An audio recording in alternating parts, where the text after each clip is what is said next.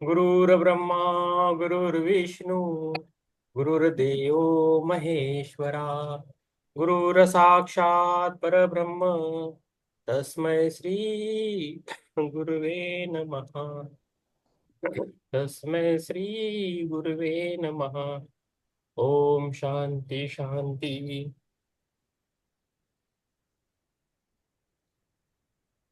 तो हम हमारे जो बुक है जीवात्मा जगत के नियम, जो खुर्शीद जी ने लिखी है, जो चैनलाइज बुक है, तो खुर्शीद भावनगरी, तो उनके साथ उनके जो इस पृथ्वी पर न रहने वाले दो उनके बच्चे थे, बेटे, जो एक्सीडेंट में मर गए, तो इस धरती से जो छोड़ गए और जीवात्मा बन के उनसे चैनलिंग करते। तो इस पर ये बुक है सब, और उसके ये क्वेश्चंस आंसर्स है। ये चैनलाइज बुक है, ऐसे ही लिखी नहीं है। तो हम जो भी पढ़ रहे वो भी चैनलाइज बुक है, और हम सभी जीवात्मा है, इसलिए हम पढ़ रहे, हमको मौका मिल रहा है। तो हम भी कम नहीं है, तो बढ़िया लोग हैं। तो विस्पी जी की प्रार्थना करेंगे तो वो बोलेंगे। विशेष सूची से पहले है विस्पी जी की प्रार्थना, तो पहले आप प्रार्थना करेंगे, उसके बाद बुक को पढ़ेंगे। ठीक है। तो विस्पी जी की प्रार्थना है। मेरे सबसे प्यारे है सर्वशक्तिमान ईश्वर, कृपया हे प्रभु, देना हमें हर दुष्टता से बचने की ताकत, और दुष्टों से बचाना हमें अपने हाथों में लेकर, हमें कृपया हमारा मार्गदर्शन करना। हम तुम्हारे हैं प्रभु, सदा रहेंगे तुम्हारे। प्रभु, रखना हमें अपनी शरण में हमेशा, ताकि आपका आशीर्वाद हम पर सदैव बना रहे, और केवल आप ही मदद करना हमारी, मार्गदर्शक बनकर हमारा। ये सर्वशक्तिमान ईश्वर, धन्यवाद आपका। ओके। तो पेज नंबर हम जाएंगे, पेज नंबर 215। ओके। तो उससे चालू है ये बुक। यस। आयुष जी। ओके। यस। पुष्पलता जी, आप करना चाहते हो, पढ़िए। पुष्पलता जी, फिर पढ़िए। वे कौन सी ओके बातें सर। हैं जो नकारात्मक कर्म उत्पन्न करती है? पढ़िए। वे कौन सी बातें हैं जो नकारात्मक कर्म हाँ, उत्पन्न करती हैं? Page number 215, 215। यस। नंबर 1, खुद को नुकसान पहुंचाना। उदाहरण के लिए आपका अपनी सेहत का ख्याल नहीं रखना, ड्रग्स, धूम्रपान, शराब पीना, जरूरत से अधिक खाना, अच्छा पोषण न लेना, कसरत न करने जैसी बुरी आदतें। और सबसे महत्व की बात यह है कि नकारात्मक सोच और ऐसे कर्म आपकी आत्मा को नष्ट करते हैं। नंबर 2, दूसरों को नुकसान पहुंचाना। दूसरों को शारीरिक अथवा भावनात्मक रूप से नुकसान पहुंचाने के कारण नकारात्मक कर्म उत्पन्न होते हैं। भावनात्मक कष्ट भी उतना ही बुरा होता है जितना शारीरिक कष्ट। नंबर 3, हालातों की सच्चाई का सामना न करना और उनसे मुंह छुपाकर वास्तविक समस्याओं से अच्छी तरह नहीं निपटना। नंबर 4, नकारात्मक आत्माओं को बुरे आचरण नकारात्मक आत्माओं के बुरे आचरण को सहन करने से भी बुरे नकारात्मक कर्म उत्पन्न होते हैं। उन्हें यह जरूर समझाएं कि वे कहाँ गलत हैं। यदि वे आपकी बात नहीं सुनते तो यह उनकी मर्जी है, लेकिन उन्हें अपना फायदा उठाने की अनुमति न दें। दुष्टता को कभी भी बढ़ावा मत दीजिए। दुष्ट व्यक्ति के प्रति कभी भी अच्छे मत बनिए। यदि आप दुष्ट व्यक्ति के प्रति अच्छे बनते हैं तो आपका हौसला तो आप उसका हौसला बढ़ाते हैं, और दुष्ट आत्मा का हौसला बढ़ाने का मतलब है कि आप भी उस पाप की श्रेणी में शामिल हो रहे हैं। इसलिए अपने अवचेतन मन को तेजी से उन्नत कीजिए, ताकि आप एक दुष्ट व्यक्ति को आसानी से पहचान सके। नंबर 5, जिम्मेदारी से मुंह मोड़ने के कारण भी नकारात्मक कर्म पैदा होते हैं।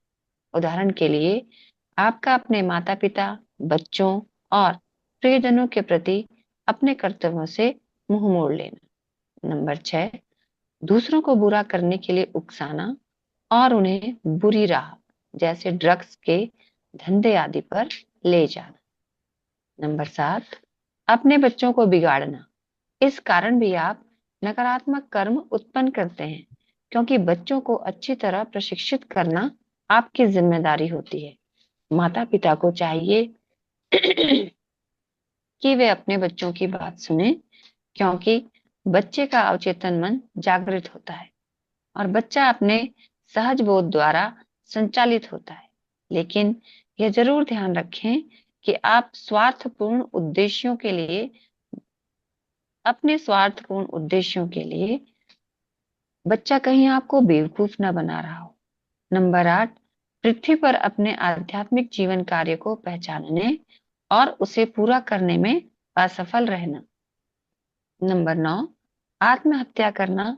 यदि आप अपनी आत्मा को उसकी यात्रा पूरी नहीं करने देते, तो आप नकारात्मक कर्मों का एक अंबार खड़ा कर लेते हैं और आप एक पूरा लोग नीचे गिर जाते हैं। उस जीवन और परिस्थितियों को आप समाप्त कर लेते हैं जिसे आपने खुद चुना है। आपके द्वारा चुनी गई अंतिम तारीखें ईश्वर के नियमों के अनुरूप होती हैं। आपको जीवन देने वाला ईश्वर है, इसलिए इसे समाप्त आपको नहीं है। नंबर 10, सही कदम नहीं उठाना। कभी कभी लोग जो सही है उसके लिए जिम्मेदारी नहीं लेते अथवा उनमें साहस की कमी होती है। वे गलत फैसले करते हैं क्योंकि सही करने के लिए अपनी स्वतंत्र इच्छा का प्रयोग करने की बजाय वे एक मूक दर्शक बने रहते हैं। नंबर 11, मौज मस्ती की इच्छा रखना। नौजवान यह सोचते हैं कि जब तक वे युवा हैं, उन्हें जीवन का अनुभव लेना चाहिए और इस बहाने का प्रयोग वे बुरे काम करने में करते हैं। पृथ्वी पर अपनी जीवन यात्रा का आनंद लेना महत्वपूर्ण है, लेकिन अपनी आत्मा को दांव पर लगाकर नहीं।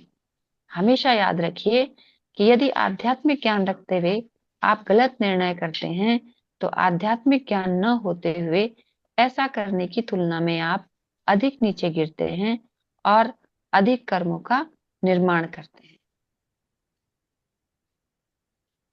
समझ में आ रहा है? तो इसमें से कुछ हम फॉलो करते हैं, कुछ अनजाने में हो गया हो तो अभी अभी हम उसे सुधार सकते हैं, है ना? यस, सही है। Thank you. यस।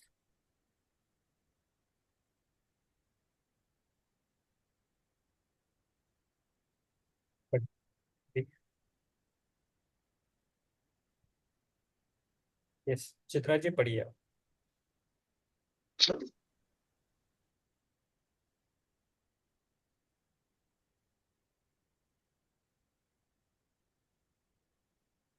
नहीं, आप अनम्यूट करना है, अनम्यूट करना है, भूल जाते हो। जी। अब ठीक है। हाँ, पहले से कोई व्यक्ति। कोई व्यक्ति पृथ्वी पर अपने कर्मों का हिसाब कैसे चुकाता है? कर्मों का हिसाब चुकाने के बारे में यहाँ कुछ निर्देश दिए जा रहे हैं। नंबर 1, समस्याओं को स्वीकार कीजिए। जो कोई भी बाधा हो, उससे किसी भी हाल में पीठ मोड़कर मत भागिए। नंबर 2, स्थिति को बदलने की सच्ची इच्छा रखिए और उसके साथ सही तरीके से निपटिए। नंबर 3, इस बात को समझ लीजिए कि यह आपके द्वारा जीवात्मा जगत में अपने विकास के लिए किए गए फैसलों अथवा पृथ्वी पर आपके इस जीवन में किए गए फैसलों के परिणाम हैं। परीक्षा और प्रशिक्षण विकास के लिए एक अवसर है जो आपको उन्नति करने में मदद करते हैं। जब आप यह जान लेते हैं कि क्यों कोई घटना घटित होती है, तो उसके लिए आपका विरोध कम हो जाता है और आप अपनी समस्याओं की ओर नकारात्मक रुख नहीं रखते। नंबर 4, हर एक बाधा को परीक्षा के रूप में देखिए। यदि आप असफल हो जाते हैं तो आपको फिर से परीक्षा देनी होगी और यह हर बार अधिक कठिन होती जाएगी। नंबर 5, सकारात्मक बनिए और ईश्वर में विश्वास रखिए। प्रार्थना कीजिए, ईश्वर से अपने लिए बल और बुद्धि मांगिए। नंबर 6, कोशिश कीजिए कि आपके कर्मों में और ज्यादा संचार न हो। समझदारी से कार्य करें। याद रखिए कि छोटे से छोटे पाप की भी गिनती होती है। जिस तरह सागर के निर्माण में छोटी से छोटी बूंद का भी योगदान होता है, उसी तरह आपके कर्म में भी छोटे से छोटा कर्म, चाहे वह अच्छा हो या बुरा, अपना परिणाम छोड़ता है। नंबर 7, जीवन यात्राओं की तुलना न करें। यह सवाल मत उठाइए कि आप क्यों दुख भोग रहे हैं, दूसरे क्यों नहीं। यह विचार ही आपके आप अपने आप में गलत है और यह आपको विकास करने से रोकता है। नंबर 8, भौतिक भौतिक मन को नियंत्रित रखिए और अवचेतन मन की आवाज सुनिए। मुसीबत के क्षण में यह शांत रहता है और आपका मार्गदर्शन करता है। नंबर 9, अपने जीवन की परिस्थितियों के लिए कभी भी दूसरे को दोष मत दीजिए। अपनी जिंदगी की जिम्मेदारी आप खुद लीजिए। आप जब भी चाहें खुद को बदल सकते हैं। ज्यादातर लोग कमजोर होते हैं क्योंकि वे यही चाहते हैं। नंबर 10, यहाँ तक कि जब आप समस्याओं से घिरे हों अथवा दुख का अनुभव कर रहे हों, तब भी छोटे छोटे भले कर्मों के जरिए दूसरे की मदद करें। आपकी समस्याओं की ओर से ध्यान हटाने वाले ये कार्य आपके लिए मददगार साबित होंगे। यह जरूर निश्चित कर लें कि आपका उद्देश्य शुद्ध हो। जब आप दूसरों की मदद करते हैं, ईश्वर आपको आपकी समस्याओं का सामना सहजता से करने की शक्ति देते हैं और साथ ही आपको उन लोगों की दुआ भी मिलती है जिनकी आपने मदद की हो। नंबर 11, कर्म कीजिए। आग आप जो कर सकते हैं अच्छे से अच्छा करें और बाकी ईश्वर पर छोड़ दें। Thank you. Yes ma'am, thank you. सीधा समझ में आता है ना? हाँ जी, आसान है। ठीक है। अभी मैं पढ़ता हूँ। क्या परीक्षा और प्रशिक्षण कम ही है? प्रशिक्षण, क्या परीक्षा और प्रशिक्षण कम है? क्या एग्जाम और ट्रेनिंग कर्म ही है, ऐसा पूछ रहे हैं। वे कर्म नहीं है, लेकिन कर्म से जुड़े जरूर है। जीवात्मा जगत में रहते हुए आप निम्नलिखित कारणों से पृथ्वी पर आने का विकल्प चुनते हैं। तो हम पृथ्वी पर क्यों आए बोल रहे हैं? कर्मों का हिसाब चुकाना पहला काम है। परीक्षा और प्रशिक्षण का अनुभव करना दूसरी बात है। तीसरी बात, आपने आध्यात्मिक जीवन कार्य को पूरा करना तो पृथ्वी पर आपके होने का वास्तविक कारण। चौथा, अपने प्रियजनों की रक्षा। ये चार चीजें एक साथ मिलकर पृथ्वी पर आपके मार्ग का निर्माण करती है। आपकी राह में आने वाले सभी समस्याएं कर्म से जुड़ी नहीं होती। मुश्किलें आपकी राह में परीक्षा और प्रशिक्षण के रूप में आती है, ताकि आप अपनी कमजोरियां अथवा नकारात्मक आत्मिक गुणों से परिचित होकर सकारात्मक आत्मिक गुणों को विकसित कर सके। यदि कर्म आपका ऋण या आपको मिलने वाला उपहार है, तो प्रशिक्षण आपकी तैयारी है। आप इस अनुभव को पाने का फैसला करते हैं ताकि आप अपनी परीक्षा में सफल होने की तैयारी कर सकें। जीवात्मा जगत में उच्च बली आत्माओं की मदद से आप उस प्रशिक्षण को चुनते हैं जिसे आप पृथ्वी पर अपने जीवन काल में पूरा करना चाहते हैं। आप यह भी चुनते हैं कि आप किन विशेष आत्मिक गुणों की परीक्षा देना चाहेंगे। बहरहाल, परीक्षाओं की प्रकृति, उनका विस्तार, उनका समय आपके द्वारा तय नहीं किया जा सकता, बल्कि आपके अवचेतन मन द्वारा अपने आप तय किया जाता है। उदाहरण के लिए, यूनिवर्सिटी में आप अपनी पसंद के विषय चुनते हैं। हालांकि साल के अंत में आप अपनी परीक्षा के प्रश्न पत्र के लिए प्रश्नों का चयन नहीं करते।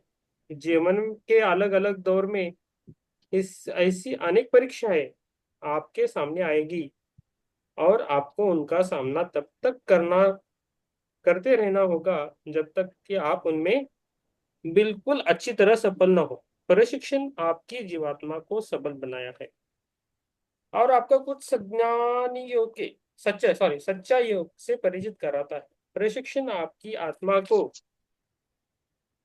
कुछ ऐसे गुण प्रदान करता है जो आपके लिए परीक्षाओं में सफल होने और अपना जीवन कार्य पूरा करने में आपकी मदद करते हैं। प्रशिक्षण कई प्रकार की परिस्थितियों के रूप में होता है जिनका आपको सामना करना पड़ता है और इससे आपका सीखने और विकास करने में मदद मिलती है। प्रशिक्षण कई रूपों में हो सकता है जो आपकी आत्मा की जरूरत के आधार पर आपके द्वारा चुन गए विकल्प पर निर्भर करता है। तभी तब आपकी इस बात के लिए परीक्षा ली जाएगी कि आपने उन सच्चाइयों या शिक्षाओं को सीखा है या नहीं और वे आपके जीवन के अंग बने हैं या नहीं। राइट। मेरा जीवन मैंने चुन के आया था। हम जब एक बार जीसस मेरे साथ आए तो मेरा कुछ चेंजेस करने के लिए आए। अगले वाला जो भी पल है तो बहुत सारा चित्रगुप्त और बाकी सब मास्टर से डिस्कशन हुआ, झगड़ा भी हुआ, लेकिन ये तो हुआ कि जो अभी चल रहा है ठीक चल रहा है। तो उन्होंने जो ऑलरेडी प्लान करके आए तो उसको उनको ये करना पड़ेगा ऐसा बोल के फिर वापस आएगा। तो ऐसा भी होता है। तो मेरी जिंदगी में चुन के आया हूँ और मुझे जो काम करना है वो मैं कर रहा हूँ अभी। और मुझे संसार का सुख दुख भी देखना है, उसके लिए भी आया हूँ ऐसा बोला गया। तो मैं उसको महसूस कर रहा हूँ, जिंदगी जी रहा हूँ। परीक्षा हो रहा है तो ये पढ़ते पढ़ते वो याद आया, इसलिए मैंने बोला आप सभी को। आपका सभी का वैसा ही है, खाली आपको ज्ञात नहीं है बस।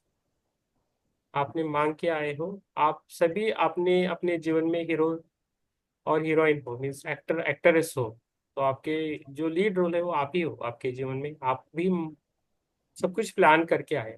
मुझे ज्ञात हुआ, आपको ज्ञात नहीं हुआ, किसी को ज्ञात हुआ भी होगा तो होता है। ओके। आपने आध्यात्मिक पाठ सीखे हैं या नहीं इसे तय करने के लिए परीक्षाएं होती है। जब आप कोई पाठ अच्छी तरह सीख लेते हैं तो उसकी परीक्षा दोबारा नहीं ली जाती। आप एक विशेष परिस्थिति से गुजर कर उसके पार निकले चुके होते हैं, जिसका यह अर्थ होता है कि आप इस संघर्ष के उच्चतर अभिप्राय को समझ चुके हैं।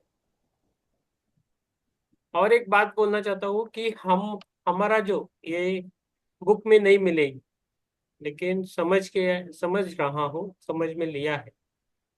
हमारा हर सेकंड हमारी परीक्षा होती है। कुछ ना हर कुछ क्षण। सिखाता है। हाँ हाँ, मीन्स यूनिवर्स है ना, हर क्षण हमारा परीक्षा लेता है, एग्जाम लेता रहता है हर क्षण। आप उस क्षण को कैसा आगे जाते हो उस पर आपका रिजल्ट रहता है। तो स्टडी करना है, मेडिटेशन करना है, सेवा करना है, बैठना है, बुक पढ़ना है और कुछ करना है, वो आपके हाथ में। लेकिन हर क्षण आपका होता ही है और उसके हिसाब से आपको उसका रिजल्ट देता है। आपकी जो कैपेसिटी है ना, अभी मनी सर उनके गांव में है, पुष्पलता जी उनके गांव में है, स्मिता जी अलग जगह है, चित्रा जी अलग है, प्रेमिला जी अलग जगह है, माधुरी जी अलग जगह है, हिरल जी अलग जगह है, मैं अलग जगह हूँ, फिर भी मिल रहे हैं। तो हमारा ये जो है ना, कर्मा कर्मा और कुछ चीजें हैं, तो उसके कारण हम इधर है और एक साथ बैठे हैं। तो हमारी कैपेसिटी के हिसाब से मिलता है, उसमें चूक नहीं होता है। जो रूल है जो रूल है, किसी को ज्यादा नहीं मिलता है, किसी को कम नहीं। अभी जो क्षण में अभी जो हम है उसके लिए हम कैपेबल है, इसलिए हमें वो मिल रहा है। इसलिए हमें किसी से भी कंपेयर नहीं करना है। भाई से, रिलेटिव से, या नेबर से, ना किसी से। सिस्टर हो, किसी से भी नहीं कंपेयर कर सकते आप यूनिक हो, हम यूनिक है। हम यूनिकनेस से हमको बनाया है। तो हम इस यूनिक से हमें भी जीना है। तो हम एक मेन लीड रोल में है। हमारा एक, क्या बोलते हैं, सिनेमा है, मूवीज है, उस मूवी के हम लीड एक्टर है। हम ही है खुद के लिए। तो उसके हिसाब से हमें जाना पड़ता है आगे। तो उसके, इसलिए हमें हमेशा याद रखना है ये बातें। तो ज्यादा, और ये बैलेंस करना है, एक चीज ज्यादा नहीं कर सकते। 24 आवर्स हम मेडिटेशन कर सकते हैं क्या? 24 आवर्स बुक को पढ़ सकते हैं क्या? 24 आवर्स सो भी नहीं सकते। तो बैलेंस भी करना है। तो आपका बैलेंस आपको पता है, ऐसा। ठीक है, चलो आगे जाए। मान ले आपको अपनी सफलता पर घमंड है। आप ऐसे हालातों से होकर गुजरेंगे। पेज नंबर 220 है। माधुरी जी, प्रमिला जी, सुप्रिया जी आई थी, हाँ सुप्रिया जी। पेज नंबर 220, पैराग्राफ फोर्थ, चौथा पैराग्राफ। मान ले आपको अपनी सफलता पर घमंड है। आप ऐसे हालातों से होकर गुजरेंगे जिनमें आप सब असफलता का अनुभव करेंगे, और यही आपका प्रशिक्षण होगा। यदि आप इस असफलता के स्वभाव को समझ ले कि इसे आपके सामने इसलिए रखा गया है ताकि आप विनम्रता का पाठ पढ़ सके, और आप वास्तव में विनम्र बनते हैं, तो आपके सबक सीख लिया होता है, और इस तरह आप परीक्षा में सफल होते हैं। आप एक नकारात्मक आत्मिक गुण अहंकार को हटाकर एक सकारात्मक आत्मिक गुण विनम्रता का ग्रहण करते हैं। जब यह परिवर्तन सच्चे रूप से होता है तो आपका परीक्षण सही मायने में सफल होती है। इस तरह आपने आत्मा परिशिक्षण होती है। जो जो आप आध्यात्मिक रूप से प्रगति करते हैं, आपकी परीक्षाएं और आपके परीक्षण की प्रकृति उच्च रूप की हो जाती है, और आपको जीवात्मा जगत में अतिरिक्त मदद हासिल होती है। तो और एक साइन है सबका, जो जो ध्यानी है, जीवात्मा है, उसका अच्छा जो साइन है, उसका एटीट्यूड होता है, विनम्र रहता है। वो हमेशा याद रखना है। जो विनम्र नहीं है वो दिखावा करने वाले हैं, ये समझ लेना। पूछना नहीं, उनमें विनम्रता का गुण रहता है। जो सच्चे मास्टर्स है, उनमें विनम्रता का गुण रहता है। खाली कम ज्यादा रहता है, लेकिन होता जरूर है। वो नहीं है तो वो मास्टर नहीं है। ना वो पिरामिड मास्टर है, ना कौन सा मास्टर है। वो दिखावा वाला मास्टर है, जो दंगा करता है, कुछ भी बोलता है, वही सब कुछ है। जो है वो नहीं होता। तो हमें याद रखना है, और धीरे धीरे हम सब विनम्रता के रूप में जाते हैं, विनम्र बनते हैं। परीक्षाओं का अस्तित्व इसलिए भी होता है ताकि वे आपके नैतिक बल को परख सके। क्या आप इस तथ्य को अनदेखा कर आसान रास्तों को चुनेंगे, जबकि ऐसा करना नैतिक रूप से गलत है? अथवा आप मुश्किल होते भी रही सही राह को ही चुनेंगे? कर्म, परीक्षा और प्रशिक्षण आपसे जुड़े हुए हैं, लेकिन वे एक ही बात नहीं है। कहने का मतलब ये है कि कोई भी परिस्थिति आपके सामने आए, उसका साहस पूर्वक और खुशी खुशी सामना करें, लेकिन हर हाल में सजग रहे। परीक्षा परीक्षा परीक्षाएं परीक्षाएं आपके सामने तब आती है जब आप दूर दूर तक उनकी उम्मीद नहीं करते। तो कौन सा भी चुनौती आए, प्रॉब्लम आए सामने, जो है वो खुद खुद लीडर बन के आगे जाए। किसी का मदद ज्यादा नहीं लेना है। मुझे नहीं होगा, मैं नहीं कर सकती हूँ, मैं नहीं कर सकता हूँ, नहीं। आपको सामने प्रसंग आए तो आप उसको निडरता बन के जाना है आगे, कुछ भी हो। सामने वाले को डर लगना चाहिए हमेशा। अरे ये बंदा, ये बंदी कैसा है, मैं तो उसको डरा रही थी और ये डर नहीं रहा है, ऐसा ऐसा उसको लगना चाहिए। हमको नहीं लगना चाहिए, क्योंकि हम जो भी करते हैं वो अच्छा ही करते हैं। तो अच्छा हमेशा कर्म बनाना है। अच्छा बुरा नहीं होता है, लेकिन जो खुद को जो समझ आए, अपना जो आंतरिक मन बोलता है वही करे, लेकिन यूनिवर्सल रूल को फॉलो करके कीजिए। आध्यात्मिक परीक्षा अचानक होती है। आपके सचमुच आध्यात्मिक सबक सीख लिया है या नहीं, इसके जानने के लिए एक ही रास्ता है। आध्यात्मिक रूप से सजग होने के लिए अपने अवचेतन मन से संचालित हो, ताकि आप स्वाभाविक रूप से वही करेंगे जो सही है। यदि आप भौतिक मन में संचालित होते हैं तो आध्यात्मिक परीक्षा की घड़ी में आप गलत स्नायु अर्थात भौतिक मन का प्रयोग कर रहे होते हैं। इसलिए हो सकता है कि आप परीक्षा में बेहतर न कर पाए या पूरी तरह असफल ही हो जाए। परीक्षा की घड़ी में डर से स्तब्ध हो रह जाते हैं या फिर क्रोधित और तनावग्रस्त होने से शुरुआत में ही अवचेतन मन से आपका संपर्क टूट जाता है और आपकी दिशा गलत हो जाती है। तो हमें अवचेतन मन से, सबकॉन्शियस माइंड से जुड़ना है। एक बार जुड़ गया तो कुछ भी है हम उसका साहस से कर सकते हैं। आप गलत पेशी अर्थात भौतिक मन को सक्रिय कर लेते हैं। आपकी शुरुआत ही सब कुछ है। जो ही आप गलत पेशी की सक्रिय करते हैं, आप इसी का प्रयोग करते रह जाते हैं। आखिरकार जब आप परीक्षा में असफल हो जाते हैं, तब आपको अनुभूति होता है कि आप क्या कर लिया है। जब आप किसी परीक्षा में असफल होते हैं, आपको दोबारा इसका सामना करना पड़ता है, लेकिन अब ये पहले से अधिक कठिन हो जाती है। आपको सबक तो वही सीखना होता है, लेकिन अब जो परीक्षा आपको देनी होती है वह अलग प्रकार की होती है। इस तरह आध्यात्मिक परीक्षा अचानक होती है। जब तक आप सबक सीख नहीं लेते, वही समस्या है आपके सामने बार बार तब तक आती रहती है जब तक आप उन पर विजय नहीं प्राप्त कर लेते। तो ये भी हमें याद रखना है हमेशा। जब तक वो आप उसके पार नहीं होते तो आपके सामने वही आए। जैसा सिंपल एग्जांपल है, आपको स्विमिंग आता है तो ठीक है, नहीं आता है तो कभी तो सीखना ही है।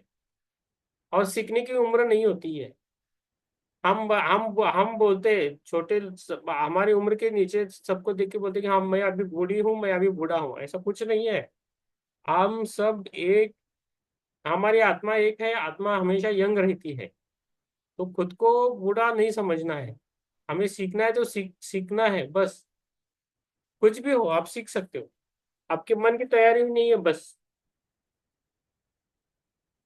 दूसरा नियम है, आप जो जो आध्यात्मिक रूप से प्रगति करते हैं, आपकी परीक्षा कठिन होती जाती है। यह ऐसा ही है कि स्कूल में आप जैसे जैसे ऊपर के दर्जे की में जाते हैं, आपको कठिन परीक्षा से गुजरना पड़ता है। यदि आपके पास आध्यात्मिक ज्ञान है तो आप तभी भी अपनी समस्याओं से भाग रहे हैं, तो आपको पतन अधिक तेजी से होगा। भागने का आपका कारण चाहे जो भी हो, डर, अहंकार या अन्य कुछ भी, आध्यात्मिक नियम यह है कि यदि आपके पास ज्ञान है तो अपने कर्मों को स्वीकारने, प्रशिक्षण से गुजरने और अपनी आध्यात्मिक परीक्षाओं से सफल होने की आपकी जिम्मेदारी बढ़ जाती है। पृथ्वी पर ऐसे बहुत से लोग हैं जो बड़े ज्ञानी हैं, लेकिन वे निम्न लोकों में संबंधित है। ऐसा इसलिए क्योंकि ज्ञानी होने के बावजूद वे अपने ज्ञान को उपयोग अपने सुधार के लिए नहीं करते। यदि वे बुरी राह पर चले तो उन्हें कोई बचा नहीं सकता। यहाँ तक कि यदि वे अपने ज्ञान को दूसरों से बांटे तब भी नहीं। इसलिए आध्यात्मिक ज्ञान वास्तव में आपको अधिक नीचे भी गिरा सकता है। ज्ञान होने के बावजूद गलत करना यह दिखाता है कि आध्यात्मिक नियमों की आप पूरी तरह अवहेलना करते हैं और इससे आपको कर्मों का ऋण बढ़ेगा। मैंने ये कल बोला था। कल ये बोला था मैंने, यही लाइन आ गई है फिर से। एक ही तरह के बुरे कार्य करने वाले दो लोगों का पतन अलग अलग हो सकता है। जिसके पास ज्ञान है वो व्यक्ति आध्यात्मिक रूप से अधिक नीचे गिरेगा और अधिक नकारात्मक कर्म संचित करेगा। तो जानबूझ के जो कर्म करता है तो उसको ज्यादा कर्म बढ़ते हैं, हमेशा याद रखें। यस, मनीष सर पढ़ सकते हैं अभी? आपके लिए छोटा दे रहे हैं हम। यस,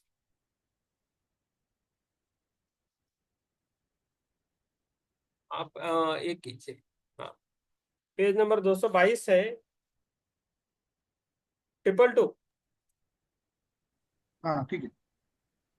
क्या आप हमें आध्यात्मिक परीक्षाओं के कुछ और उदाहरण दे सकते हैं?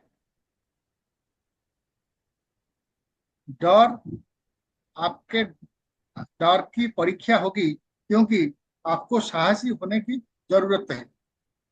शक्ति आपके हाथों में कोई बड़ा पद और क्षमता सौंपी जाती है, ताकि यह दिखा जा सके कि आप इसका प्रयोग भलाई के लिए करते हैं या नहीं। धन, कभी कभी आपको भगवान बनाया जाता है, धनवान बनाया जाता है, ताकि यह देखा जा सके कि इससे आप एक इंसान के तौर पर कहीं बदल तो नहीं जाते, अथवा आपका आपको कभी कभी भरपूर धन नहीं दिया जाता, ताकि यह देखा जा सके कि आपकी अंदर अ- अभी संतोष है या नहीं। वरदान, आपको कोई वरदान या प्रतिभा यह देखने के लिए दी जाती है कि आप इसका उपयोग कैसे करते हैं, अच्छे के लिए या बुरे के लिए। क्षमा, आपका कोई करीब आपको दुख पहुंचा सकता है, ऐसे में नकारात्मक बनकर उस व्यक्ति पर क्रोधित होने के बजाय क्या आप उचित कदम उठाते हैं, अर्थात अपनी अंदरूनी स्थिति को बदलकर और सकारात्मक सोच के साथ उसे क्षमा कर सकते हैं।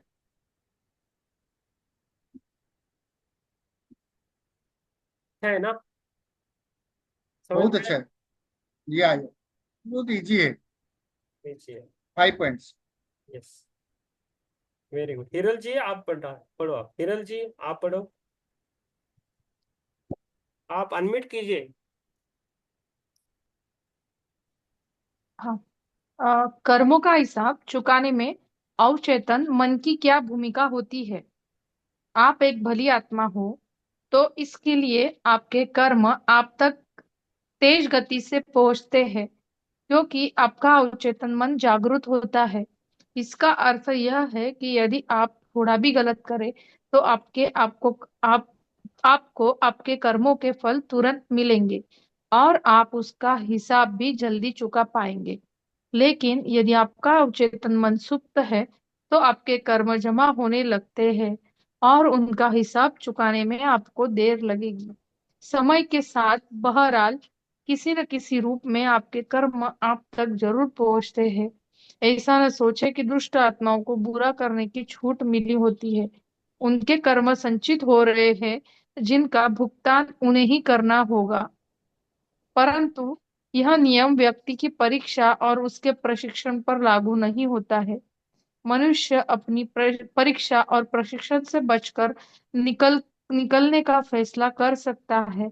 यदि आपका अवचेतन मन सुप्त है तो इस कारण आप अपने आध्यात्मिक विकास के लिए जरूरी अपनी परीक्षा और प्रशिक्षण से वंचित रह जाते हैं। साथ ही आप कभी पृथ्वी पर अपने आध्यात्मिक जीवन, कार्य और उद्देश्य को नहीं जान पाएंगे। जब आप आध्यात्मिक पथ पर नहीं होते तब आपने खुद को उसी रास्ते से भटकने के लिए अपनी स्वतंत्र इच्छा का प्रयोग किया होता है जिसे आपने जीवात्मा जगत में चुना था। आपका अब ऐसी परिस्थितियों और ऐसे लोगों से सामना नहीं होता जो आपकी आत्मा के प्रशिक्षण के लिए आवश्यक होते हैं। इसके बजाय आपको ऐसी परिस्थितियां और ऐसे लोग मिलते हैं जो आपके अहंकार का पोषण करते हैं और आपको पूरी तरह एक भौतिकवादी और सांसारिक व्यक्ति बना देते हैं। फिर तो आप अपनी जीवात्मा में महत्व को ही भूल जाते हैं। आपकी जीवात्मा का पोषण पूरी तरह ठप पड़ जाता है और आप इसी स्थिति में खुश रहने लगते हैं। लेकिन यह खुशी एक धोखा है, क्योंकि यह पूरी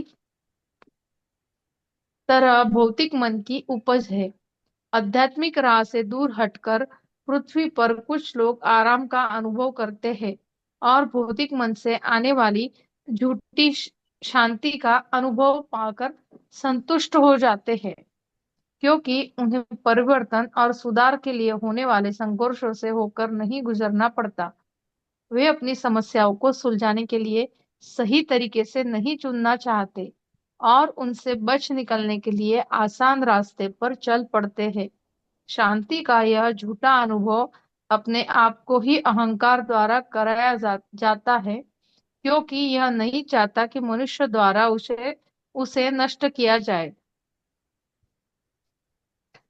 कुछ समझ में आया तो बोल दीजिए मैम। हाँ सर, जब हमारा अवचेतन मन जब सुप्त होता है, वो जागृत नहीं होता या कॉन्शियसनेस में नहीं होता, तब हमारे कर्म जमा होते जाते हैं। हम्म। अगर वही हमारा अवचेतन मन जागृत है, तो हम अपने कर्म भी हमको समझ में आते हैं कि हम अच्छे कर्म करने लगते हैं फिर उस वक्त। हम्म। यस। और कुछ लोग आपके लाइफ में ऐसे आते हैं जो कि आपको लगता है कि ये लोग क्यों आए हैं, पर वो हमें एक सबक सिखाने आते हैं, एक टाइप का हमारे इसमें एक लेसन देने आते हैं, ताकि हम अपने आप में और सुधार ला सके। हम्म। जो भी हमें और रोग। यस। हम वो एक स्थिति को समझ लेते हैं कि यही चीज हमारे लिए खुशी है। सपोज कोई चीज से या कोई वस्तु या व्यक्ति से हम अपनी खुशी जोड़ देते हैं, पर वैसा नहीं रहता है। एक्चुअल में खुशी हमारी अंदरूनी अंदर से ही आती है। हम्म। सही है मैम। और तो एक। हमें सबसे ज्यादा अवचेतन मन जागरूक होना चाहिए, उसके लिए ही कोशिश करनी चाहिए। तो हमने क्या क्या नहीं करना, क्या क्या करना है अभी सीख रहे हैं, तो उसको हमें फॉलो भी करना है। हाँ खाली। सर। यस। खाली मंदिर जाके प्रसाद खा के नहीं बनता है। दिन भर हम कैसा रहते हैं उस पर भी निर्भर करता है ना। तो ये, और हम हमें जो भी रोग होते हैं, डिसीज होते हैं हमें, तो उसका भी हमने हमें अपने जब पेट में रहते तभी वो लेके आते हैं रोग डिसीज। वो भी हमारा कर्मों का नियोजन रहता है। तो उसको आप कैसे एक्सेप्ट करते हो और उसका उसके लिए क्या सोल्यूशन लेके जाते हो, तो वो इम्पोर्टेंट है आपका। उसके लिए पास्ट लाइफ आपने देखा तो उसका अच्छा रहता है। तो पास्ट लाइफ रिग्रेशन हो गया तो आपको पता चलता है कि आपका आपके साथ ये क्यों हो रहा है। तो एक बार वो समझ में आए तो उसके लिए आपको सोल्यूशन मिलते हैं, और वो सोल्यूशन पर हमें हमेशा काम करना पड़ता है, और मन से काम करना पड़ेगा, तभी वो बनता है। ठीक है। यस, सुप्रिया जी आप पढ़ सकते हो। मैं ज्यादा ये बुक पढ़ते पढ़ते भावुक हो रहा हूँ ज्यादा, क्योंकि वो जो दिखता है जो समझ रहे हैं वही आ रहा है पुस्तक पढ़ने में। तो बाकी पुस्तक में ये नहीं होता था, लेकिन ये सब जीवात्मा के नियम और मेरा ये जीने का तरीका वैसा ही है, तो मुझे मैं भावुकता में जाता हूँ। लेकिन माफ करना मुझे, लेकिन सही टाइम सभी जो आता है वो होता रहता है।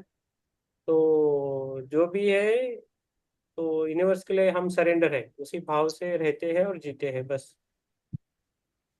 ठीक है सुप्रिया जी आप पढ़िए मैम। अनम्यूट करो आप। अनम्यूट अनम्यूट करो। अरे अनम्यूट करो आप, हाँ। हम्म। या हम्म। आया। ठीक है। अभी आ रहा है आवाज। अभी आ हाँ, रहा है। क्या यही हाँ क्या यही कारण है कि पृथ्वी पर इतना अधिक अन्याय दिखाई पड़ता है। निम्न आत्माओं का अवचेतन मन सुप्त होता है, और इसी कारण उनका अपनी परीक्षा और अपने प्रशिक्षण की ओर मार्गदर्शन नहीं होता। यह अन्याय जैसा दिखता है, लेकिन याद रखिए कि इन आत्माओं ने बुरे कर्म संचित कर रखे हैं। वे अपने प्रशिक्षण और परीक्षा का सामना भी नहीं करते। यह सब कुछ दर्ज होता जाता है, यह सब कुछ संचित होता है, और नकारात्मक आत्माओं को आखिर आखिरकार इस सच्चाई का सामना करना ही पड़ता है। पृथ्वी पर इन आत्माओं के पास ओहदा होता है, और वे इससे खुश दिखाई दे पड़ते हैं।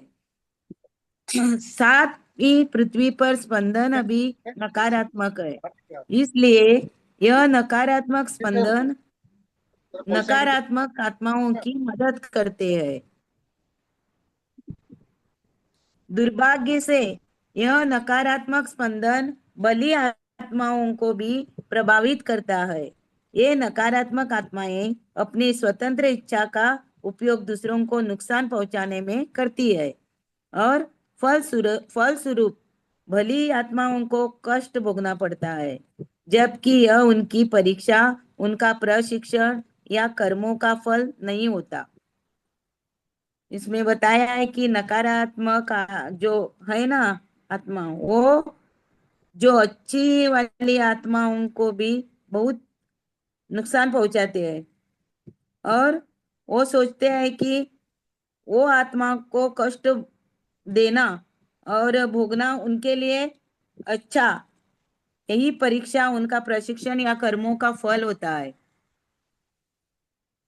Yes ma'am. उदाहरण के लिए, हत्या कभी भी ईश्वर की योजना का हिस्सा नहीं होती। यह ऐसी चीज नहीं होती जिसे आप जीवात्मा जगत में कर्मों का हिसाब चुकाने अथवा परीक्षा और प्रशिक्षण से गुजरने के लिए चुने सकते हैं। जब कोई व्यक्ति किसी की हत्या करता है और यह आत्मरक्षा के लिए नहीं की गई होती, अर्थात यदि हत्या पूर्व नियोजित है अथवा बदले की भावना से की गई है, तो परिस्थिति चाहे कुछ भी हो, हत्यारे को सीधे जीवात्मा जगत के निम्नतम लोक में जाना पड़ता है और बड़े पैमाने पर उसके नकारात्मक कर्म निर्मित होते हैं। इस जीवन में किसी की हत्या करने का यह अर्थ नहीं कि भविष्य के जीवन में कोई आपकी या आपके किसी करीबी की हत्या कर देगा। ईश्वर कभी भी हत्या जैसे पाप को आध्यात्मिक योजना का हिस्सा नहीं बनने देगी, क्योंकि ऐसी चीजें जीवात्मा जगत में चुनी ही नहीं जा सकती। निम्न स्तरीय आत्मा को पृथ्वी पर अगले जन्म में बेहद कठिन परीक्षाओं और कष्टों से होकर गुजरना पड़ता है, और ऐसी आत्मा को चौथे लोक तक पहुंचने में भी काफी लंबा समय लग जाता है। यानी जो कोई हत्या यानी दूसरों की प्लान करके हत्या करता है ना, उसको या उसके उसके मन में द्वेष के भाव से भी कोई हत्या करता है, तो वो अच्छी उसकी आत्मा सीधा नहीं जाती है। उस आत्मा को बहुत कष्ट भोगने पड़ते हैं, लेकिन वो लोग वही वो टाइम में नहीं सोचते कि आगे क्या हो जाएगा। लेकिन वो लोग सीधी तरह वो सोचते हैं हम लोग भी जाएंगे, हम लोग ने हत्या इसलिए किया है कि उसकी कुछ तो भावनाएं है, उसके दुश्मनी है ऐसे। लेकिन हत्या ये बहुत पाप है। हत्या किसी तरह की हत्या करना, प्लान से करना या अचानक करना, ये सही नहीं है। वो लोग चौथे स्तर पर नहीं जा सकते। अदांतरित कैसे रहते हैं वैसे ही रहते हैं। यस। बहुत सारी आत्माएं ना बदला लेने की भी आती है कभी कभी, तो हाँ। ये भी हमें याद रखना है। जब जान गए तो उनके साथ अच्छा बर्ताव करना है हमें। ओके। उनको माफी मांगना है और माफी मंगवा के उनको शांत करना है। लेकिन ज्यादा ये करना नहीं है हमें, क्या उसको। पाप, पाप में जाना नहीं है। ठीक है, पाप में नहीं जाना है इसमें। ये स्मिता जी आप पढ़िए मैम। स्मिता जी पेज नंबर 225। लेकिन ऐसे बली आत्माओं का क्या होता है जिन्होंने निर्दोष होकर भी आपने किसी प्रियजन को खोया हो। आपके लिए है। मिता जी की पढ़ो। हम्म। लेकिन ऐसी भली आत्माओं का क्या होता है उन्होंने जिन्होंने निर्दोष होकर भी अपने किसी प्रियजन को खोया हो। सर निपू जी को पढ़ने दे। हाँ आता है तो पढ़ दे इसे। उनको पढ़ना है को पूछो पहला। ठीक है सर, मैं कोशिश कर। हाँ। जब आप डाउनलोड है पढ़ा। जब आप जीवात्मा जगत में होते हैं, तब आपको पता होता है कि पृथ्वी किस प्रकार की जगत है। तब आपको पता होता है कि पृथ्वी के जोखिम जोखिम क्या होते हैं, और आप यह भी जानते हैं कि कोई नकारात्मक आत्मा अपनी स्वतंत्र इच्छा का प्रयोग आपको नुकसान पहुंचाने में कर सकती है। यह सब जानकर भी आप पृथ्वी पर जन्म लेने का फैसला करते हैं, क्योंकि आप जीवात्मा जगत की तुलना में पृथ्वी पर अधिक तेज गति से उन्नति कर सकते हैं। यदि आप जोखिम नहीं उठाते तो आप जीवात्मा जगत में ही रहेंगे और आपकी प्रगति धीमी होगी उस असाधारण इच्छा को छोड़कर। यही कारण है कि बहुत सी आत्माएं पुनर्जन्म लेना नहीं चाहती और यह संपूर्ण रूप से उन पर ही निर्भर करता है, क्योंकि जीवात्मा जगत में भी स्वतंत्र इच्छा प्रचलित होती है। स्वतंत्र इच्छा का नियम प्रत्येक ब्रह्मांड में प्रचलित होता है। मान लीजिए एक नौजवान की हत्या हो जाती है। यह उसकी अंतिम तारीख नहीं थी, लेकिन धरती पर उनकी यात्रा पूरी होने से पहले ही उसके जीवन का अंत कर दिया जाता है। मान लीजिए इस नौजवान के माता पिता अभी जीवित है और उन्होंने ऐसा कोई कर्म नहीं किया है कि उन्हें उस तरह का दुख भुगतना पड़े। शारीरिक रूप से प्राकृतिक कारण से बच्चे को खोना माता पिता के कर्म हो सकते हैं, लेकिन किसी अप्राकृतिक कारण से नहीं।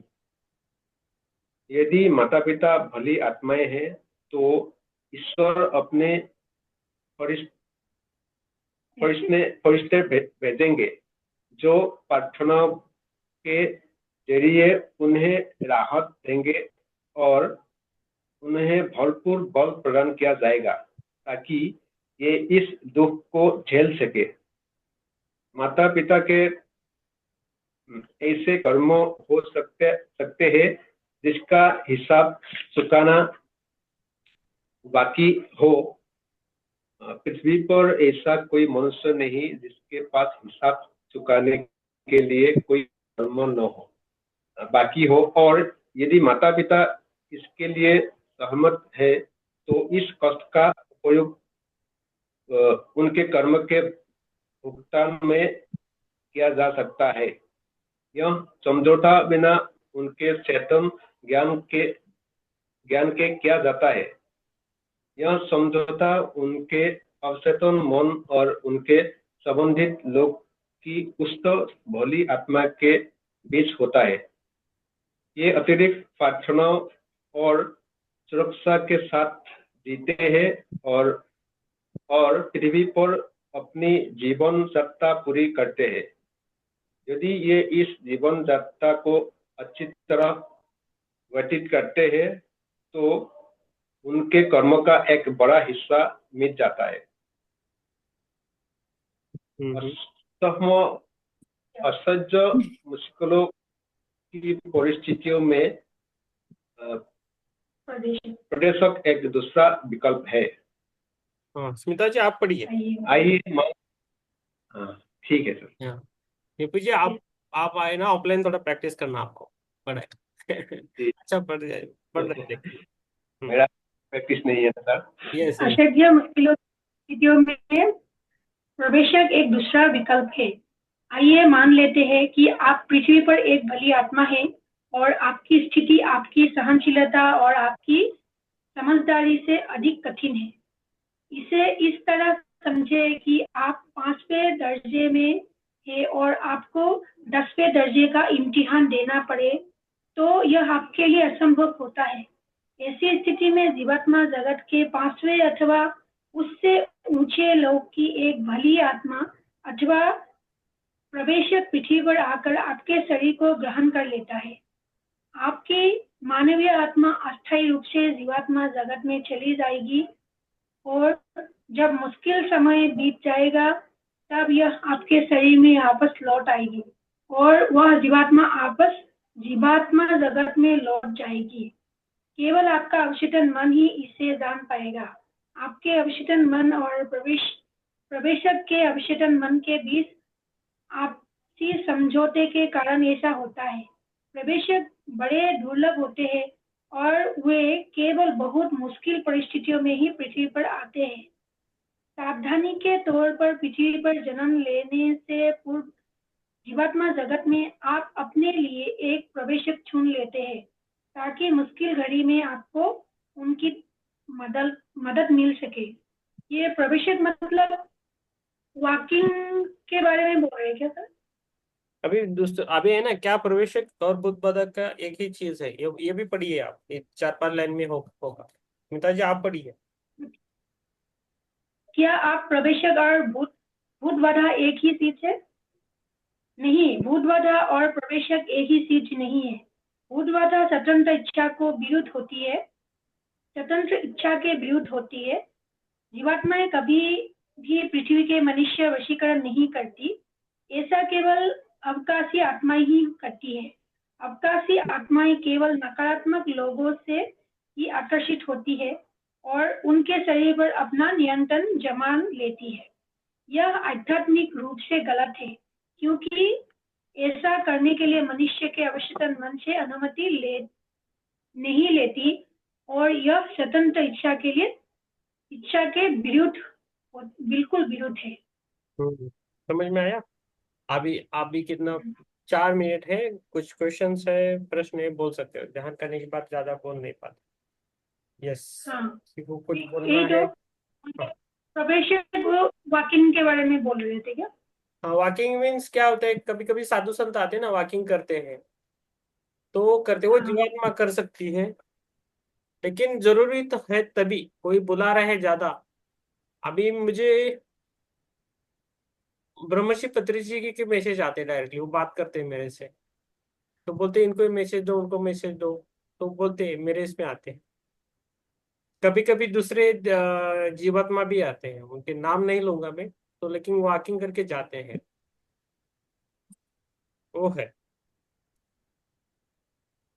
तो भूत बाधा भी पहले से थी, बचपन से लेके अभी 1 साल पहले वो निकल गया। वो एक भूत वाला था ना, वो निकल गया। वो जाने के बाद बहुत अच्छा लग रहा है, बहुत सारे काम बन रहे हैं। पहले कुछ भी काम नहीं बन, तो तो वो होता है। कैसे निकला सर वो? मेडिटेशन से, ज्यादा मेडिटेशन किया। फिर श्रेयान दागा का श्रेयान जी का मैंने ज्यादा मेडिटेशन किया है, उनके कोर्सेज भी किए हैं। तो आपने, मेरी जब ऊर्जा बढ़ी, उनसे ज्यादा मेरी ऊर्जा बढ़ी, तो वो अपने आप निकलने लगी। वो बोली भाभी मैं जाना पड़ेगा।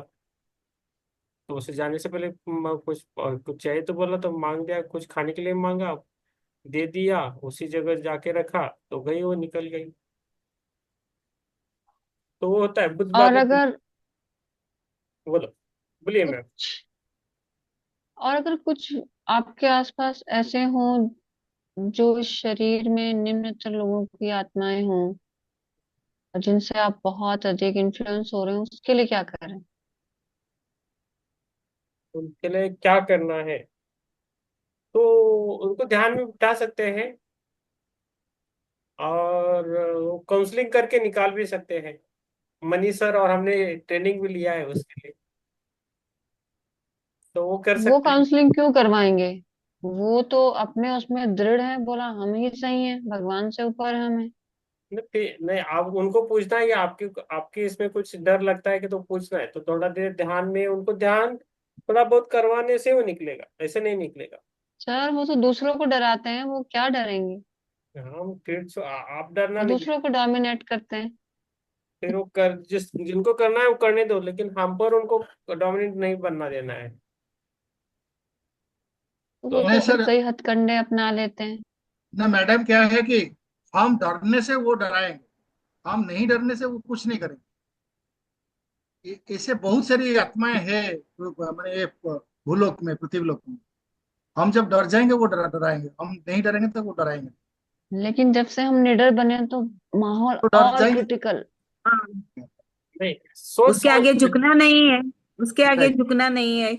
सबसे अच्छा सोच समझ कर निडर बनना, सोच समझ कर भी पीछे हटना, आगे जाना, और कभी हारना लेकिन जीतना हमेशा रहना, ये देखना है। मीन्स समझ रहे हो आप? मीन्स कभी माहौल देख के बात करने। आप मैडम बहुत निडर हो, वैसे भी पुष्पलता मैम आप बहुत निडर हो, आप में गुण अच्छे हैं, आप सब कुछ संभाल सकते हो। लेकिन आपके घर में ज्यादा पता नहीं, लेकिन ऐसा कुछ है तो आप उसको संभाल सकते हो। मैं, आप ध्यान बढ़ाइए अपना, धीरे धीरे बाकी सब कीजिए, अपने आप होता है। आपकी जो आपके उसका थ्रू सामना करो। आपके थ्रू जो वाइब्रेशंस आते हैं ना, उससे माहौल चेंज होता है घर में। घर में, बाहर में, स्कूल में, किधर भी जाओ, आपका एक ऑरा रहता है। मैं, वो आपके सामने कुछ कुछ नहीं कर कि मैंने ये फील किया है कि मुझे मोस्टली लोग डोमिनेट करने की बहुत कोशिश करते हैं, सकते, लेकिन उल्टा होता बहुत है। ज्यादा। लेकिन उल्टा होता है आपसे। वो सोचते हैं वो करवाना चाहते हैं, लेकिन वो उनको उनको पलटता है वो फिर आपसे डरते हैं। डरते हैं। हम्म। मुझे तो कभी फील होता नहीं है कोई डरता होगा। आदमी लोग है तुम ना ध्यान ऐसा। करो, ध्यान के मैं, माध्यम से आदमी हो लोग है जाएगा। ना, कभी ऐसा आके नहीं बोलेगा मैं डर रहा हूँ करके, कभी नहीं बोलेगा। अंदर से होता। नहीं, लेडीज भी हो, बच्चे हो, कोई भी हो, मतलब नॉर्मल लगता है मुझे तो। आपको लगता है, हमें तो ऐसा लग रहा है मैडम। आप आगे आगे देखेंगे, है ना। यस। और किसी को कुछ ध्यान के पूछना? माध्यम से उसका सामना करो। यस। सामना तो मैं बहुत पहले से कर रही हूँ, जब मैं ध्यान में भी नहीं आई थी। लेकिन नहीं इफेक्ट होता होता है, है, ध्यान से होएगा, effect होता होएगा। है। पॉजिटिवली रहो। मैडम, आप कैमरा पे हो, बात करते हो, वो बहुत बड़ी बात है। आपको पता है? अच्छा। हाँ। वो बहुत बड़ी बात है। आप सभी लीडर होंगे। इधर निपू जी है, स्मिता जी है, चित्रा जी है, सुप्रिया जी है। हमें, हम आते हैं, बात करते हैं कैमरे के सामने, बड़ी बात है। तो इसलिए हमें सीखना पड़ता है। मैं मैं इसलिए बोलता हूँ, ध्यान के टाइम में बोलता हूँ कि आप कैमरा ऑन कीजिए। आप, आपके जीवात्मा है ना, हम सब जीवात्मा है ना, उनसे कुछ छिपा नहीं रहता है। हमारी आंखें हमेशा सच बोलती है। कितना भी हम एक्टिंग करें, कुछ भी करें, वो दिखता है, वो सभी दिखता ही है। आप कुछ भी कीजिए। लेकिन जो आत्मा के रूप में भूत आते हैं ना, उनको तो भगाना बहुत आसान है। लेकिन जो हाँ, जीते जागते भूत है ना, उन्हें बहुत भगाना मुश्किल काम जीते जागते भूत। हाँ, मैं उन्हीं की बात कर रही थी। है। मैं समझ रही हूँ, मैं मालूम पड़ा, समझ रही मालूम पड़ा। हूँ। वही बोली ना, इसके लिए बोली मैं, ध्यान के माध्यम से उसका सामना करो, डरो मत। आपकी ऊर्जा बढ़ती है ना, तभी आपको पता चलता हाँ, है कि आपको क्या करना चाहिए और क्या सोल्यूशन है उस पर। कमजोर मत बनो।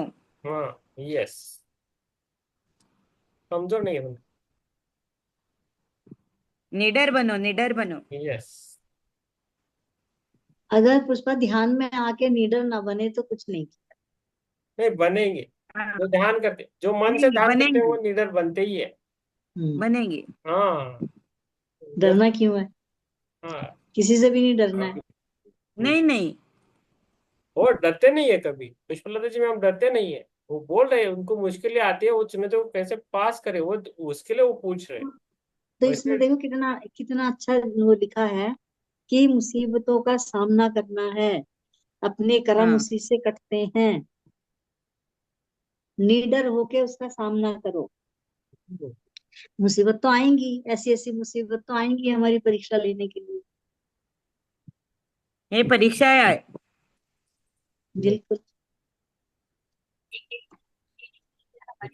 चलो करेंगे, ध्यान करेंगे हमें फिर। बहुत अच्छी बात। टाइम हो गया, ध्यान करेंगे। यस, टाइम हो गया। 10:30 बजे तक ध्यान करेंगे। हम्म। सर मैं निकल रहा हूँ दूसरा सेशन के लिए। Yes thank you. Yes. Yes. Okay. Time is over. Yes, thank you, thank you. चलो चलो हम ध्यान लोग के लिए करें। बैठेंगे। यस। ध्यान के लिए बैठेंगे हम, आराम से बैठे। जो भी हमारी परेशानी रहती है, ध्यान में एक परेशानी को लेके बैठना है हमेशा, ज्यादा 10-12 नहीं। ओके। जब भी चलो उनके मतलब, लिए मतलब ध्यान करो आज। पुष्पलता जी के लिए ध्यान करो। ओके, ठीक है।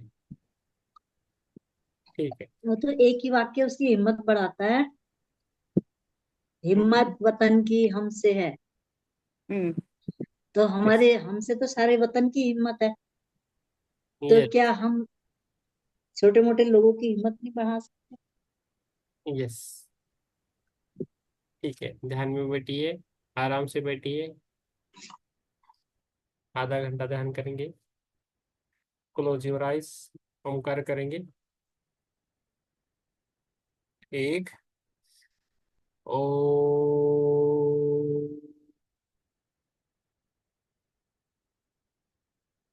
दो, ओ,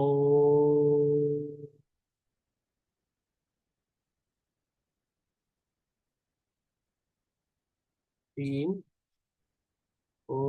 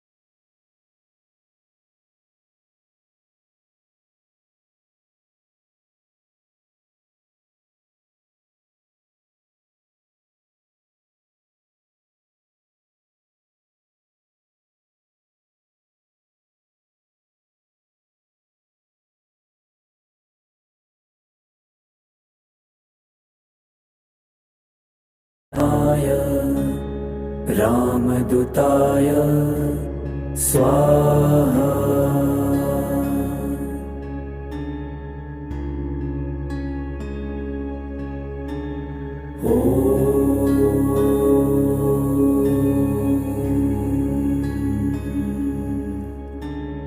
ॐ नमो हनुमते रुद्रावताराय सर्वशत्रुसंहारणाय सर्वरोगहराय सर्ववशीकरणाय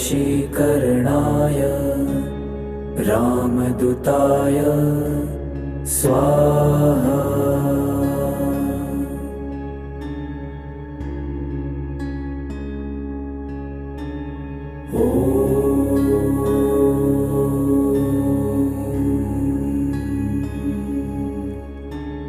ॐ नमो हनुमते रुद्रावताराय सर्वशत्रुसंहारणाय सर्वरोगहराय सर्ववशीकरणाय रामदूताय स्वाहा।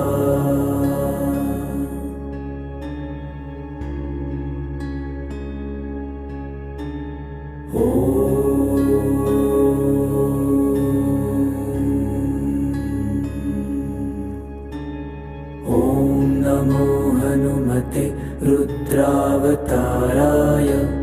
सर्वशत्रुसंहारणाय सर्वरोगहराय सर्ववशीकरणाय रामदूताय स्वाहा।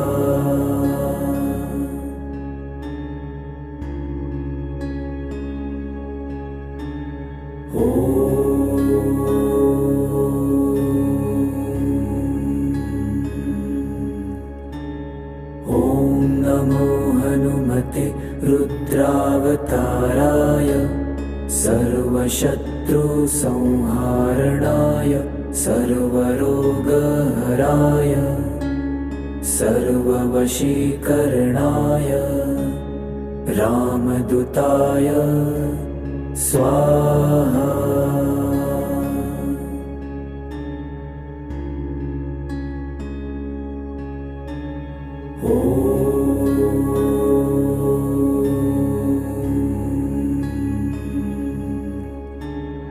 ॐ नमो हनुमते रुद्रावताराय सर्वशत्रुसंहारणाय सर्वरोगहराय सर्ववशीकरणाय रामदूताय स्वाहा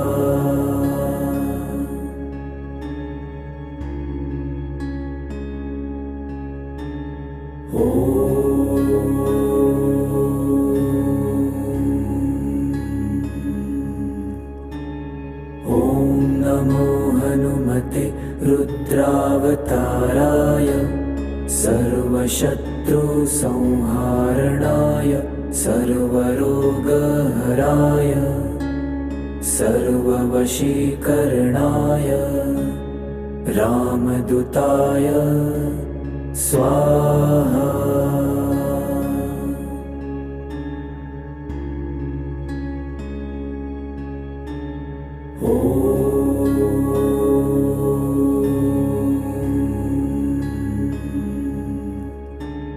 ॐ नमो हनुमते रुद्रावताराय सर्वशत्रुसंहारणाय सर्वरोगहराय सर्ववशीकरणाय रामदूताय स्वाहा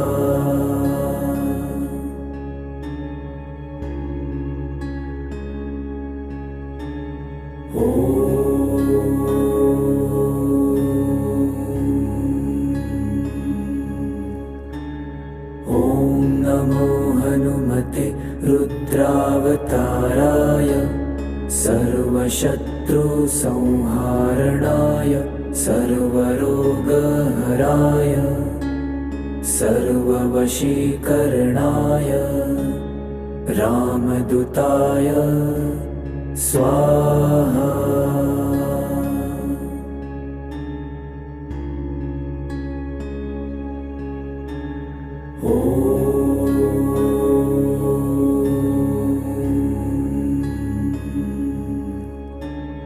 ॐ नमो हनुमते रुद्रावताराय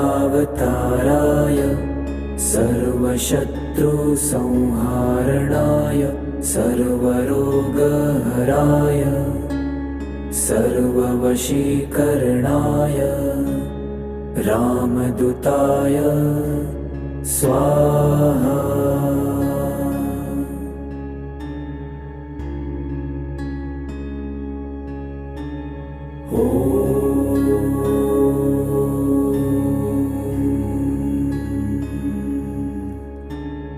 ॐ नमो हनुमते रुद्रावताराय सर्वशत्रुसंहारणाय सर्वरोगहराय सर्ववशीकरणाय रामदूताय स्वाहा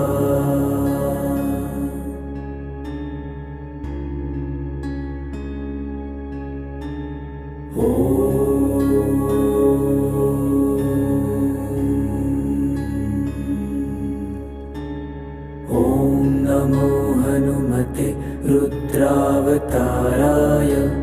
सर्वशत्रुसंहारणाय सर्वरोगहराय सर्ववशीकरणाय रामदूताय स्वाहा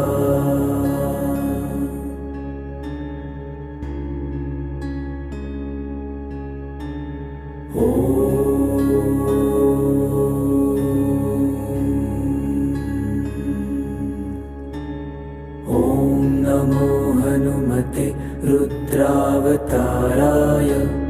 सर्वशत्रुसंहारणाय सर्वरोगहराय सर्ववशीकरणाय रामदूताय स्वाहा।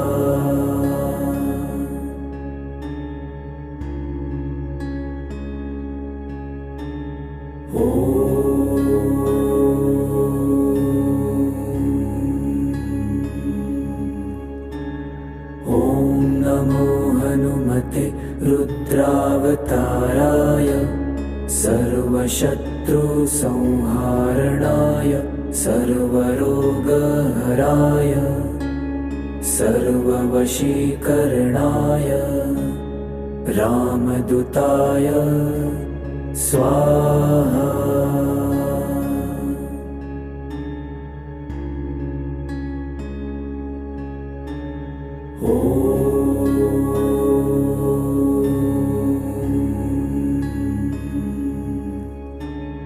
ॐ नमो हनुमते रुद्रावताराय सर्वशत्रुसंहारणाय सर्वरोगहराय सर्ववशीकरणाय रामदूताय स्वाहा।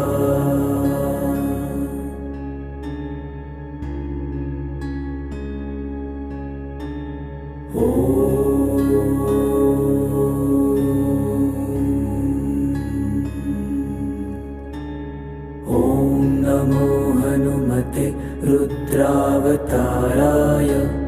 सर्वशत्रुसंहारणाय सर्वरोगहराय सर्ववशीकरणाय रामदूताय स्वाहा।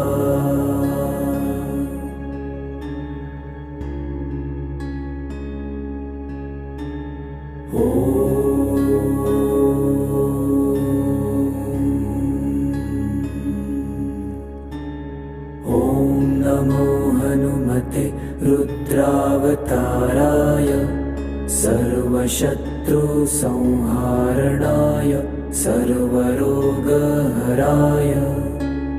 सर्ववशीकरणाय रामदूताय स्वाहा।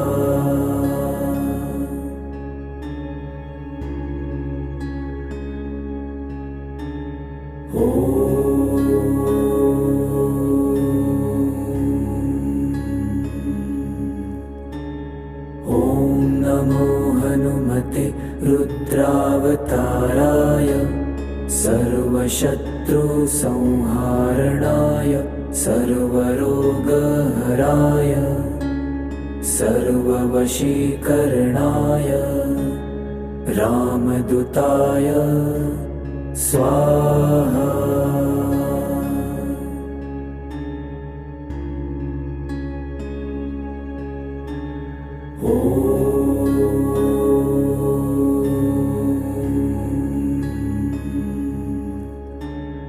ॐ नमो हनुमते रुद्रावताराय सर्वशत्रुसंहारणाय सर्वरोगहराय सर्ववशीकरणाय रामदूताय स्वाहा।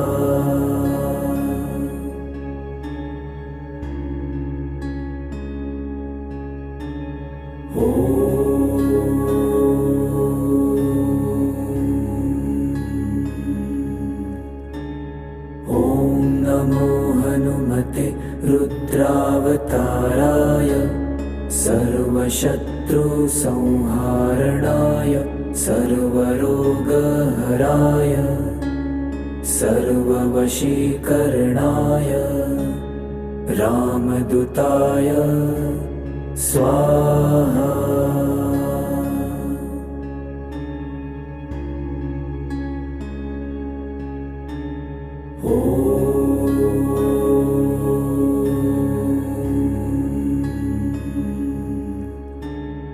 ॐ नमो हनुमते रुद्रावताराय सर्वशत्रुसंहारणाय सर्वरोगहराय सर्ववशीकरणाय रामदूताय स्वाहा।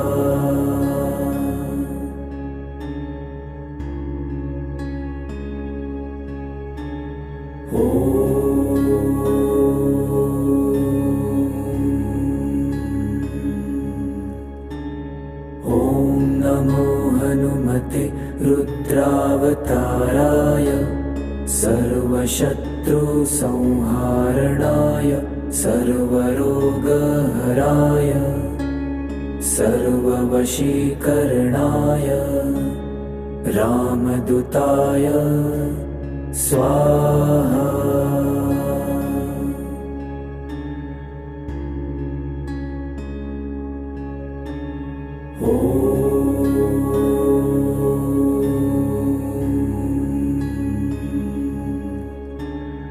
ॐ नमो हनुमते रुद्रावताराय सर्वशत्रुसंहारणाय सर्वरोगहराय सर्ववशीकरणाय रामदूताय स्वाहा।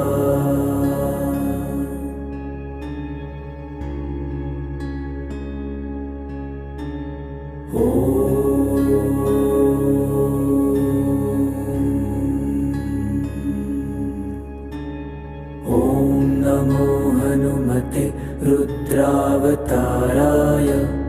सर्वशत्रुसंहारणाय सर्वरोगहराय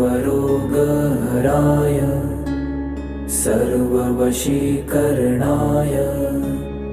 रामदूताय स्वाहा।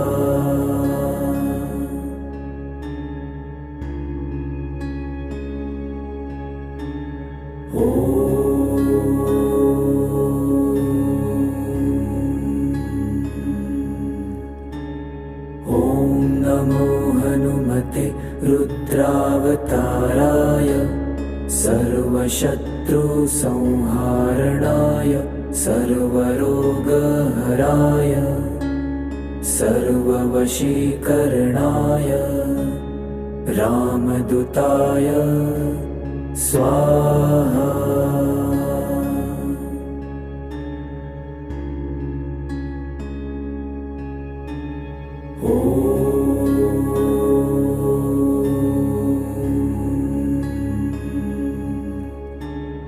ॐ नमो हनुमते रुद्रावताराय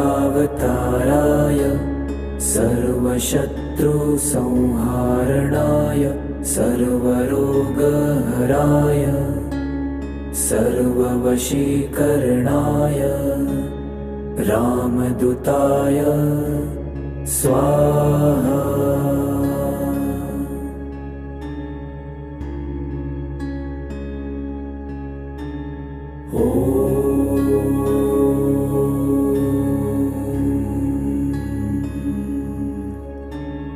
ॐ नमो हनुमते रुद्रावताराय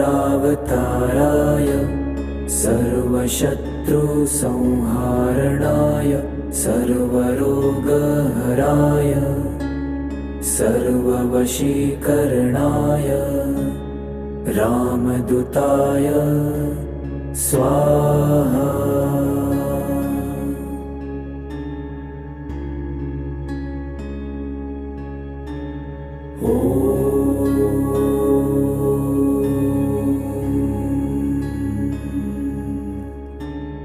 ॐ नमो हनुमते रुद्रावताराय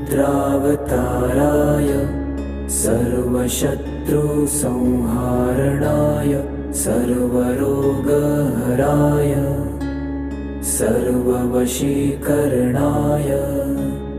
रामदूताय स्वाहा।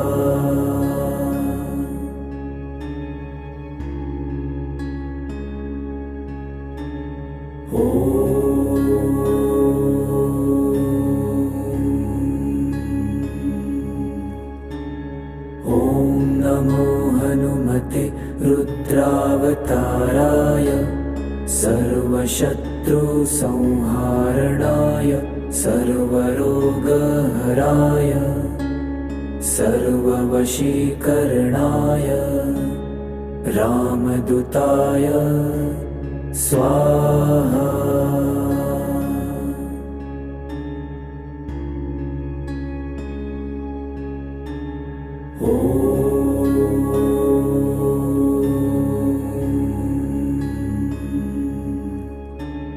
ॐ नमो हनुमते रुद्रावताराय सर्वशत्रुसंहारणाय सर्वरोगहराय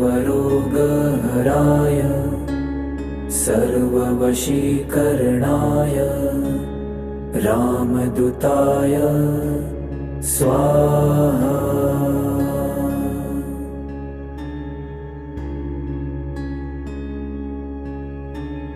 ॐ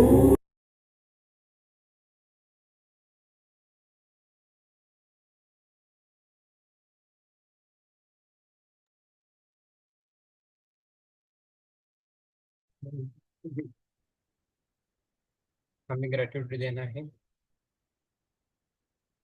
हम पहले खुद को ग्रेटिट्यूड देंगे, थैंक यू बोलेंगे, खुद की शासक के लिए थैंक यू बोलेंगे। उसके बाद इस जीवात्मा जगत के नियम जो बुक है उसके लिए थैंक यू बोलेंगे। खुर्शीद भावनगरी जो लेखिका है उनको हम थैंक यू बोलेंगे, धन्यवाद बोलेंगे। उनके दोनों बेटों के भी हम थैंक यू और धन्यवाद बोलेंगे। उसके बाद पंच महाभूतों को हम धन्यवाद बोलेंगे, पृथ्वी माता को धन्यवाद बोलेंगे। उसके बाद सूर्यदेव चंद्रदेव उनको भी धन्यवाद बोलेंगे, और सभी लिविंग नॉन लिविंग सभी थिंग्स को हम धन्यवाद बोलेंगे। जब तक मैं नहीं बोलता तब तक आंखें नहीं खोलनी है। There is a process always, we have to follow it. Okay, directly open करके नहीं बैठना। उसके बाद धीरे धीरे सभी गुरुओं को हमें धन्यवाद देना है। सभी गुरुओं को धन्यवाद देना है, विश्व के सभी गुरुओं को धन्यवाद बोलना है। ओके, आप सभी को मेरा धन्यवाद। धीरे धीरे हमारे पैरों की उंगलियों को हिलाना है हल्के से, हाथों की उंगलियों को हल्के से हिलाना है, और दोनों आंखों पर अपने कोमल हाथों को रखना है आराम से। 5 सेकंड। 5 4 3 2 1 0, और आराम से अपने हाथों में वो खोलना है। Okay, yes. आज से वो और एक प्रार्थना करेंगे। अस्तोमा जो मैंने लिखी थी ग्रुप में डाली थी उसको ही हम पढ़ेंगे, तो सभी हम पढ़ सकते हैं। वो लिख के रखेंगे किताब, तो मैं लिख के रखूंगा।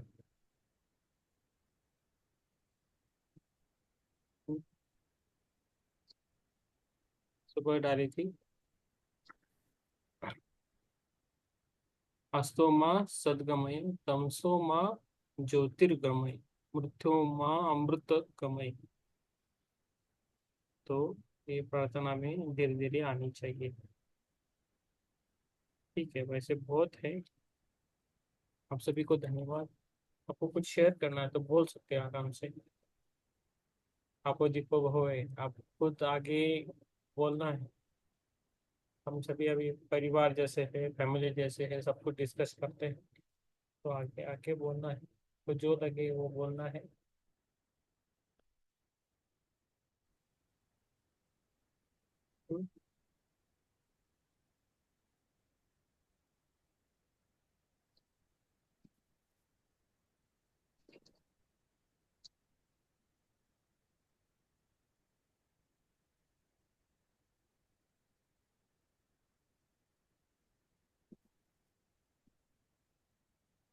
यस, पुष्पदाता जी बोलिए आप।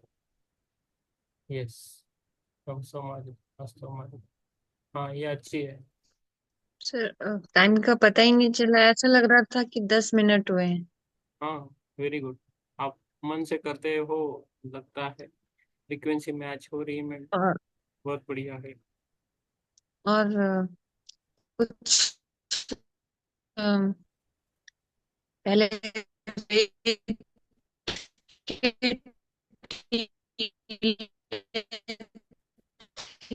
फिर समुद्र में गए, हाँ वाइट कलर का कुछ आया हाँ। और ले गया।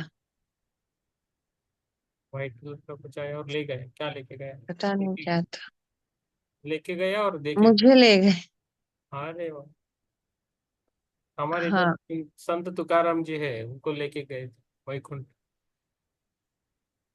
रियल में। अच्छी बात है। समुद्र से आया। समुद्र आप गए थे कभी? नहीं सर। हाँ जाइए, कभी मौका मिला तो जाइए। कोलकाता जा सकते हो, गोवा आ सकते हो, कन्याकुमारी जा सकते हो, किधर भी जा सकते हो जो आप। ध्यान करो दरिया पे थोड़ा, समुद्र किनारे। Yes yes. अभी बोलिए, आपको कुछ और कुछ बोलना है? थैंक यू मैम, बहुत अच्छा अनुभव है आपका मैडम, बहुत बढ़िया है। Thank you ma'am, thank. Yes, शुक्रिया जी। हाँ सर, बोलिए मैम। ध्यान और करना था। ध्यान और करना था हमने। यस, अभी वो आधा घंटा बोल रहे तो आधा घंटा करे हम। आप करो, ये शुरुआत है, देखेंगे कैसे होता है। यस, हिरल जी बोलिए आप। कुछ समझ में नहीं आया आज। जैसे पैर में पहले कुछ तो भी ऐसे लपट रहा था, फिर सर में भी कुछ घूम रहा था, ऐसे अंदर से कुछ घुमा रहा है, समझ में नहीं आ रहा था। हाँ, पानी पीजिए, पानी पीजिए, आराम से सोचिए। जब भी ऐसा कुछ हो रहा है तो पानी पीना है, और पानी, जल देवता को हमें प्रार्थना करनी है, जो भी है हमारे अच्छे चेंजेस लेके आओ बोलना है हमारे। वो काम करता है पानी। पानी पे बहुत रिसर्च हुआ है, पानी बहुत काम करता है हमारे इस पर, शरीर पे 70% हमारे शरीर में पानी है, तो काम तो जरूर करता है। यस, स्मिता जी, चित्रा जी। यस, और किसको बोलना है? प्रमिला जी, बोलिए ma'am.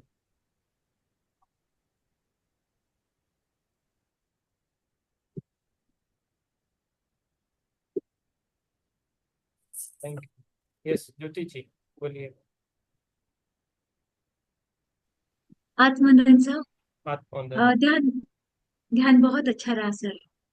Yes, very good ma'am, very good. Shivam. शुक्र। बहुत ही गहरा सर। हाँ हाँ, कल दोपहर के बाद बात कीजिए हमसे। जी। ओके। जी सर। हाँ। यस, थैंक धन्यवाद सर। यू, धन्यवाद धन्यवाद मैम। बस, चित्रा जी ध्यान में है अभी तक, और बाकी सब अपने इसमें लिखे, ग्रुप में लिखे, आपके अनुभव लिख सकते हो आप। हम्म, ठीक है। इधर रुकेंगे, फिर हम कल मिलेंगे 9 बजे। पेज नंबर डालते हैं, किसी को हो सके तो पेज नंबर डालना चाहिए, तो वो भी सेवा बनेगी। 226 पेज नंबर आ गए, आउट ऑफ 350, टोटल 350 पेजेस है। तो ये अगले वाले 8 दिनों में हो जाएगी, है ना? तो नई बुक है, हमने मंगाई, वो मंगा के रखी है, मैंने मंगा के रखी है ऑलरेडी। यस, ठीक है।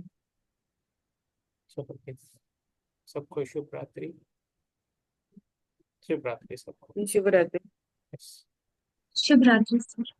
यस, शुभ रात्रि।